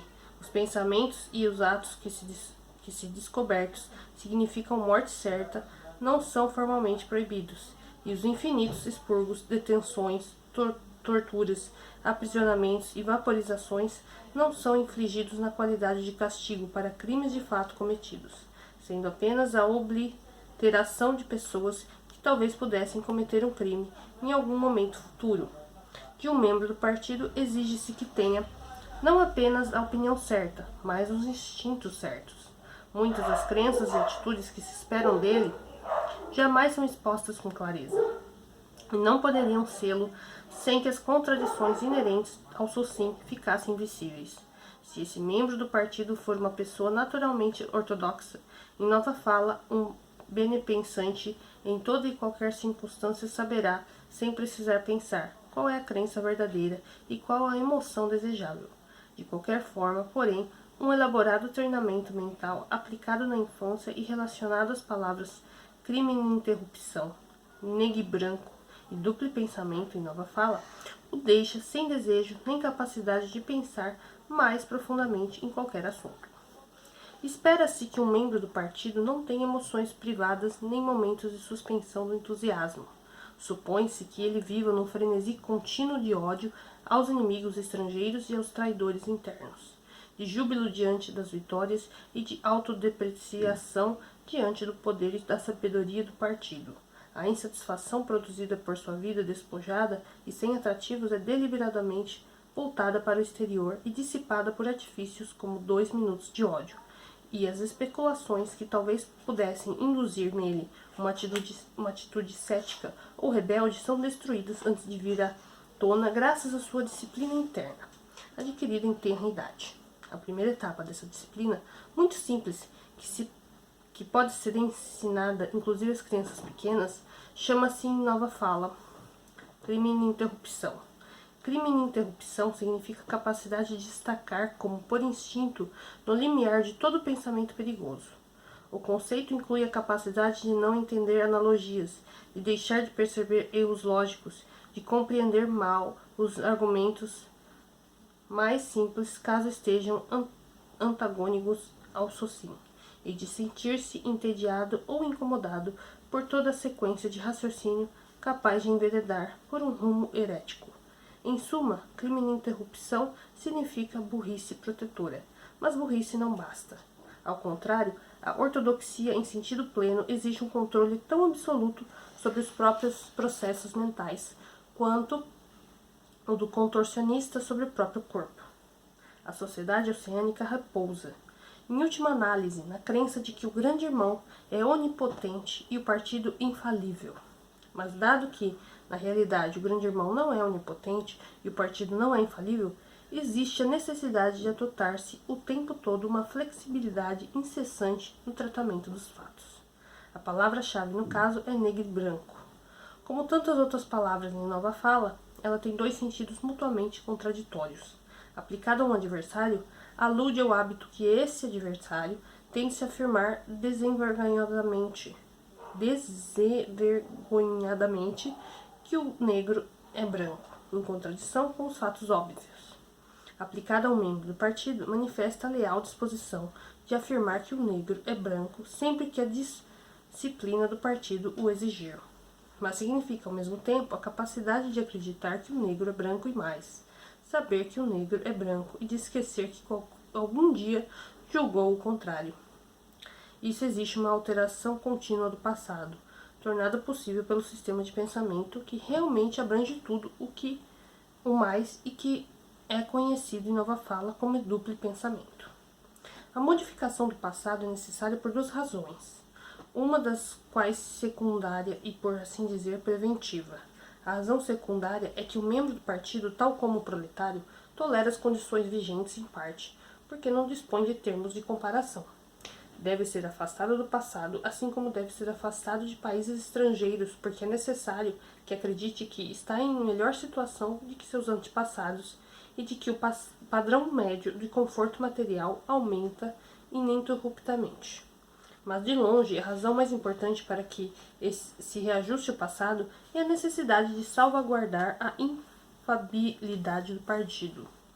Não se trata apenas de atualizar constantemente discursos, estatísticas e registros de todo tipo para provar que as previsões do partido se confirmam em todos os casos. Trata-se também de não admitir, em hipótese nenhuma, a ocorrência de alterações na doutrina ou no alinhamento político, porque mudar de opinião, ou mesmo de atitude política, é uma confissão de fraqueza. Se, por exemplo, a Eurásia ou a Lestásia, conforme o caso, for o inimigo de hoje, então é necessário que esse país sempre tenha sido o inimigo. E se os fatos atestarem algo diferente, então é preciso alterar os fatos. Dessa forma, a história é constantemente reescrita. Essa falsificação diária do passado, levada a efeito pelo Ministério da Verdade, é tão necessária para a estabilidade do regime quanto o trabalho de repressão e espionagem realizado pelo Ministério do Amor. A mutabilidade do passado é o ponto central da doutrina de Socin. Afirma-se que os fatos passados não têm existência objetiva e que sobrevivam apenas em registros escritos e nas memórias humanas. O passado é tudo aquilo a respeito do que há coincidência entre registros e memórias, considerando que o partido mantém absoluto controle sobre todos os registros e sobre todas as mentes de seus membros. Decorre que o passado é tudo aquilo que o partido decide que ele seja. Decorre ainda que, embora seja possível alterar o passado jamais foi alterado, em nenhuma instância específica. Isso porque, nas ocasiões em que o recriado, na forma exigida pelas circunstâncias, a nova versão passa a ser o passado, nenhum outro passado pode ser existido algum dia. Esse sistema funciona inclusive quando, como acontece muitas vezes, o mesmo fato precisa ser profundamente alterado diversas vezes no mesmo ano. Em todas as ocasiões, o partido detém a verdade absoluta, e fica evidente que o absoluto jamais poderia ter sido diferente do que aquilo que passou a ser. Veremos que o controle do passado depende, acima de tudo, do treinamento da memória. Garantir que todos os registros escritos estão de acordo com a ortodoxia do momento é um mero ato mecânico. Mas é necessário lembrar-se que os fatos se passaram da maneira desejada, e caso seja necessário reorganizar nossas memórias ou alterar os registros escritos, também será necessário esquecer que o fizemos. O modo como se produz isso pode ser aprendido, como qualquer outra técnica mental, e ele é aprendido pela maioria dos membros do partido. Certamente por todos os que estão ao mesmo tempo inteligentes e ortodoxos. Em velha fala, isso recebe o nome de muito direto de controle da realidade. E em nova fala, é duplo pensamento. Embora o termo duplo pensamento também abranja muitas outras coisas. Duplo pensamento significa a capacidade de abrigar simultaneamente na cabeça duas crenças contraditórias e acreditar em ambas. O intelectual do partido sabe em que direção suas memórias precisam ser alteradas. Em consequência, sabe que está manipulando a realidade, mas graças ao exercício do duplo pensamento, ele também se convence de que a realidade não está sendo violada. O processo precisa ser consciente, do contrário não seria conduzido com a adequada precisão, mas também precisa ser inconsciente, do contrário traria consigo um sentimento de falsidade e, portanto, de culpa. O duplo pensamento situa-se no âmago do socin, visto que o ato essencial do partido consiste em usar um engodo consciente, sem perder a firmeza de propósito, que corresponde à total honestidade. Dizer mentiras deliberadas e, ao mesmo tempo, acreditar genuinamente nelas. Esquecer qualquer fato que tiver se tornado inconveniente e depois, quando ele se tornar de novo necessário, retirá-lo do esquecimento somente pelo período exigido pelas circunstâncias. Negar a existência da realidade objetiva e, ao mesmo tempo, tomar conhecimento da realidade que negamos. Tudo isso é indispensavelmente necessário. Mesmo ao usar a palavra duplo pensamento, é necessário praticar o duplo pensamento, porque ao utilizar a palavra, admitimos que estamos manipulando a realidade. Com um novo ato de duplo pensamento, apagamos esse conhecimento, e assim por diante indefinidamente. Com a mentira, sempre um passo adiante da verdade. Em última instância, foi graças ao duplo pensamento que o partido foi capaz, e até onde sabemos, continuará sendo por milhares de anos, de deter o curso da história. Todas as oligarquias do passado caíram do poder, ou porque se calcificaram, ou porque amoleceram, ou porque se tornaram estúpidas e arrogantes, deixaram de se ajuntar-se às circunstâncias e foram derrubadas, ou porque se tornaram liberais e covardes. Fizeram concessões quando deviam ter usado a força e também aqui foram derrubadas, ou seja, caíram por causa de consciência ou por causa da inconsciência. O partido foi capaz de produzir um sistema de pensamento no qual os dois estados podem coexistir sem problemas. Essa foi a única base intelectual capaz de oferecer permanência à autoridade do partido. Se quiser governar e continuar governando, a pessoa deve ser capaz de deslocar o sentido da realidade, porque o segredo da governança é combinar a crença na própria infalibilidade com a aptidão de aprender com os erros passados. Nem é preciso dizer que os praticantes mais sutis do duplo pensamento são aqueles que inventaram o duplo pensamento e sabem que ele é um vasto sistema de logro mental. Em nossa sociedade, aqueles que estão mais informados sobre o que ocorre são também os que estão mais longe de ver o mundo como ele é. Em geral, quanto maior a compreensão, maior o engodo. Quanto maior a inteligência, menor a saúde mental. Uma ilustração clara disso é o fato de que a histeria de guerra ganha intensidade à medida que o cidadão sobe na escala social. Aqueles cuja atitude em relação à guerra é preponderadamente racional são os povos denominados os territórios em disputa. Para essas pessoas, a guerra nada mais é que uma calamidade contínua que passa a voltar e passar sobre seus corpos como a água das marés. Para eles, não tem a menor importância saber qual dos lados está ganhando. Sabem que uma alteração da supremacia significa apenas que continuarão desempenhando as mesmas tarefas de antes para novos senhores, que hão de tratá-los exatamente como eram tratados. Os trabalhadores um pouquinho mais favorecidos,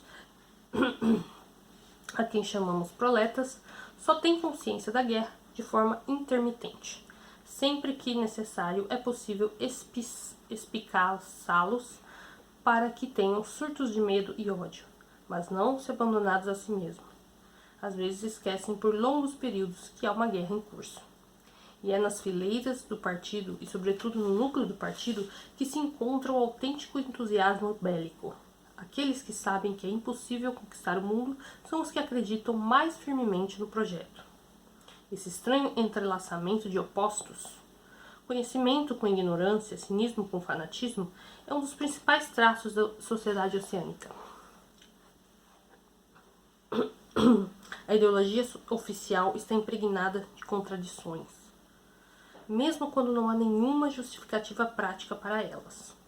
Assim, o partido rejeita e avilta cada um dos princípios originalmente defendidos pelo movimento socialista e trata de fazê-lo em nome mesmo do socialismo.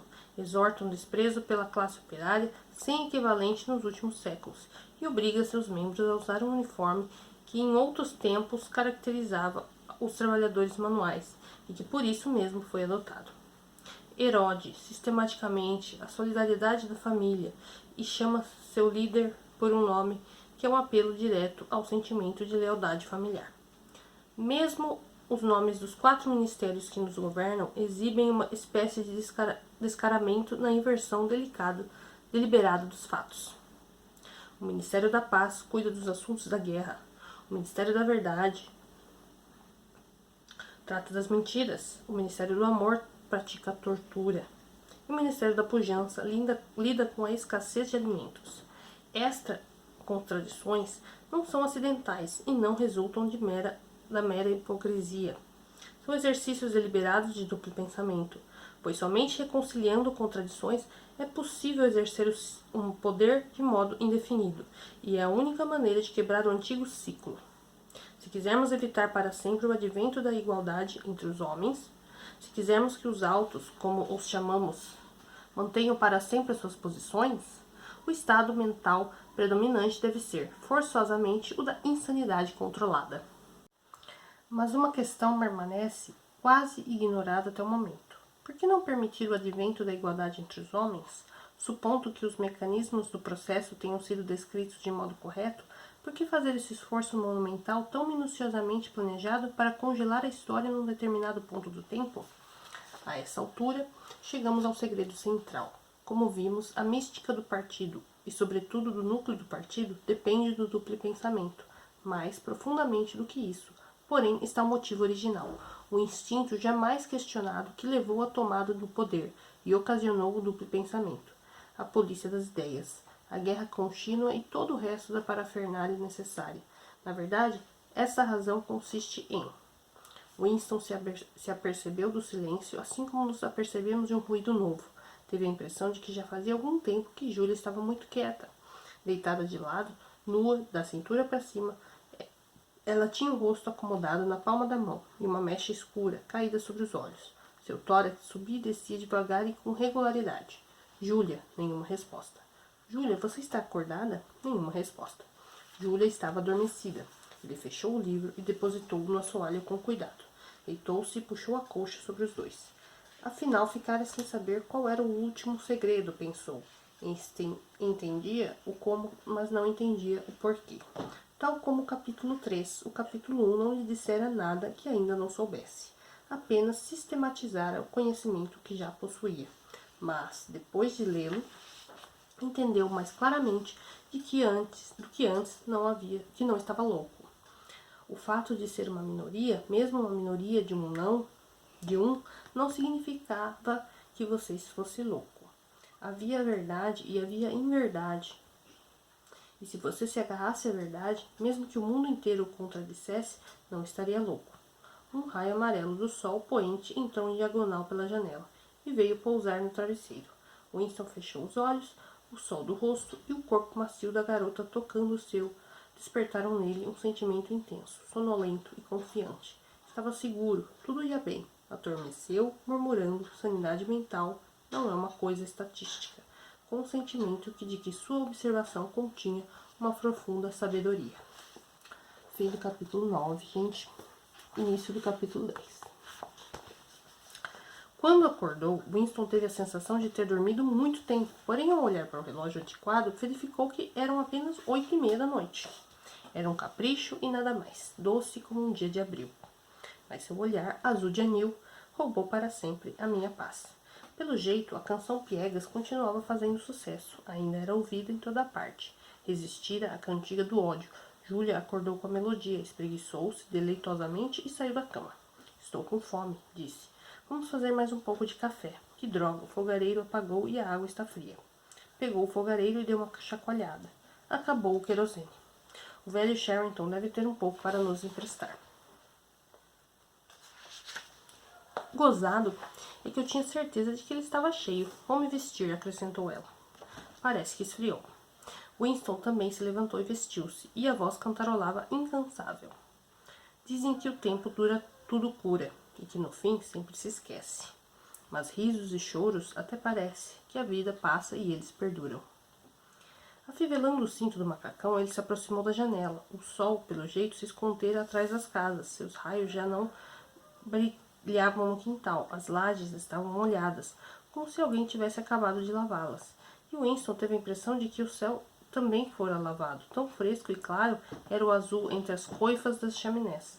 A mulher incansável marchava de um lado para o outro, entupindo e desentupindo a boca com os pregadores, cantarolando e emudecendo, pendurando fraldas, infinitas fraldas.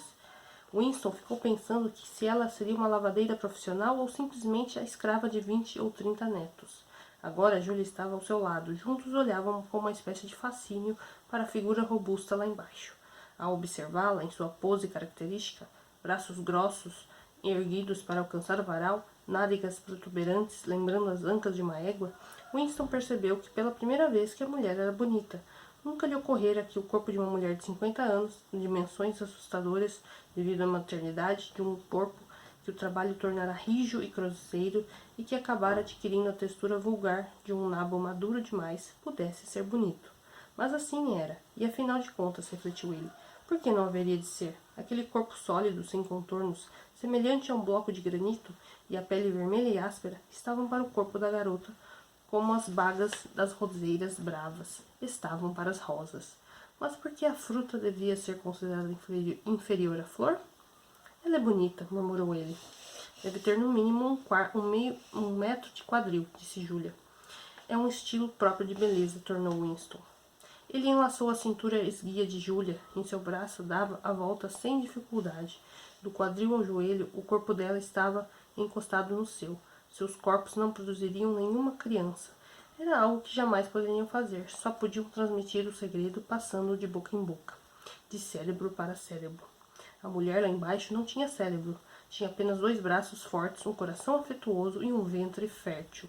Quantos filhos teria tido? Uns 15, tranquilamente. Tivera seu momento de florescimento, um ano talvez, em que desabrochara como uma rosa selvagem, e depois inchara de repente como uma fruta fertilizada, tornando-se compacta, vermelha e áspera. E a partir daí sua vida passara a ser lavar, esfregar, cerzir, cozinhar, varrer, lustrar, remendar, esfregar, lavar. Primeiro para os filhos e depois para os netos. Ao longo de 30 anos, sem interrupção. Passado todo esse tempo, ela continuava cantarolando. A reverência mística que Winston lhe dedicava fundia-se, de certa maneira, ao aspecto do céu claro e sem nuvens, que por trás das coifas das chaminés se estendia por distâncias intermináveis. Era curioso pensar que o céu era o mesmo para todos, na Eurásia e na Lestásia, assim como ali. E as pessoas que viviam debaixo do céu também eram muito semelhantes, em toda parte, no mundo inteiro. Centenas de milhares de milhões de pessoas, exatamente como aquela mulher, pessoas que ignoravam a existência uma das outras, isoladas por muros de ódio e mentiras, e todavia praticamente iguais. Pessoas que não tinham aprendido a pensar, mas que acumulavam em seus corações, ventres e músculos, a força que um dia subverteria o mundo. Se é que há esperança, a esperança está nos proletas. Sem ter lido o livro até o fim, Winston sabia que aquela devia ser a mensagem definitiva de Goldstein. futuro pertencia aos proletas, e porventura ele podia ter certeza de que quando chegasse a hora deles, o mundo erigido pelos proletas não seria para ele. Winston Smith, tão hostil quanto o mundo do partido? Sim, porque seria no mínimo um mundo mentalmente são, onde há igualdade, pode haver sanidade mental. Mais cedo ou mais tarde aconteceria. A força se transformaria em consciência. Os proletas eram imortais. Não havia como duvidar disso diante daquela figura destemida do quintal. Algum dia eles despertariam. E enquanto não despertassem, mesmo que o processo levasse 1000 anos, sobreviveriam a todas as adversidades, como passarinhos, transmitindo de um corpo para o outro a vitalidade que o partido não compartilhava e que não conseguia aniquilar. Você se lembra, disse ele, do sabiá que cantou para nós naquele primeiro dia na orla do bosque? Ele não estava cantando para nós, disse Júlia. Estava cantando pelo prazer de cantar. Não, nem nisso, estava só cantando. Os passarinhos cantavam, os proletas cantavam, o partido não cantava. No mundo inteiro, em Londres e em Nova York, na África e no Brasil, e nas regiões misteriosas e proibidas que ficavam além das fronteiras, nas ruas de Paris e Berlim, nos vilarejos de interminável estepe russa, nos bazares da China e do Japão, em toda parte via-se a mesma figura sólida e indomável, tornada descomunal pelo trabalho e pela maternidade, esfalfando-se do nascimento à morte e ainda assim cantando. Daqueles ventres possantes haveria de sair um dia uma raça de seres conscientes. Winston e Julia eram os mortos. O futuro pertencia aos proletas, mas deveriam compartilhar desse futuro se mantivessem viva a mente como mantinham vivo o corpo, e desde que passassem adiante a doutrina secreta de que 2 e 2 são 4. Nós somos os mortos, disse ele. Nós somos os mortos, repetiu obedientemente Júlia. Vocês são os mortos, disse atrás deles uma voz truculenta. Saltaram um para cada lado, as entranhas de Winston pareciam ter virado gelo. Ele viu o branco se espalhando em volta da íris dos olhos de Júlia. O rosto da moça assumira um tom amarelo leitoso. As manchas de ruge, ainda visíveis em sua face, sobressaíam vivamente. Davam a impressão de destacar-se da pele sobre a qual haviam sido aplicadas. Vocês são os mortos, repetiu a voz truculenta. Estava atrás do quadro, sussurrou Júlia. Estava atrás do quadro, disse a voz. Fiquem exatamente onde estão. Não façam nenhum movimento. Estavam, enfim, começando. Estava começando. Não podiam fazer nada de olhar para os olhos, além de olhar para os olhos um do outro. Fugir, dar fora dali antes que fosse tarde demais. Não lhes ocorria nenhum pensamento dessa natureza. Era impensável desobedecer à voz truculenta que saía da parede. Ouviram um estalido, como se uma lingueta tivesse sido destravada, e em seguida um estrépito de vidro se quebrando. O quadro caíra no chão, revelando a teletela atrás dele. Agora eles podem nos ver, Júlia. Agora podemos vê-los, disse a voz. Vão para o meio do quarto, fiquem de costas um para o outro, ponham as mãos atrás da cabeça, não se toquem. Não estavam se tocando, porém Winston tinha a impressão de sentir o tremor do corpo de Júlia, ou talvez fosse apenas o tremor que se apossara do seu próprio corpo. Com dificuldade, conseguia evitar que seus dentes batessem, mas seus joelhos estavam descontrolados. Ouviram um tropel de botas no andar de baixo, dentro e fora da casa. O quintal parecia cheio de homens. Alguma coisa estava sendo arrastada pelas lajes. A mulher interrompera abruptamente sua cantoria. Seguiu-se um estrondo metálico, como se a tina tivesse sido arremessada para o outro lado do quintal. E em seguida ouviu-se uma confusão de berros coléricos, que cessaram com um grito de dor. A casa está cercada, disse Winston. A casa está cercada, disse a voz. Winston ouviu Júlia trincando os dentes. Acho que devemos nos despedir, disse ela. Devem se despedir, disse a voz. E em seguida, outra vez, muito diferente, uma vozinha educada, que Winston tinha a impressão de já ter ouvido antes, interveio. E por falar nisso, vão para a cama e sejam bons moços, ou a cuca vem e lhes corta o pescoço. Algo despencou ruidosamente sobre a cama, atrás de Winston. A ponta de uma escada fora enfiada pela janela e arrebentara o caixilho. Alguém vinha entrando pela janela.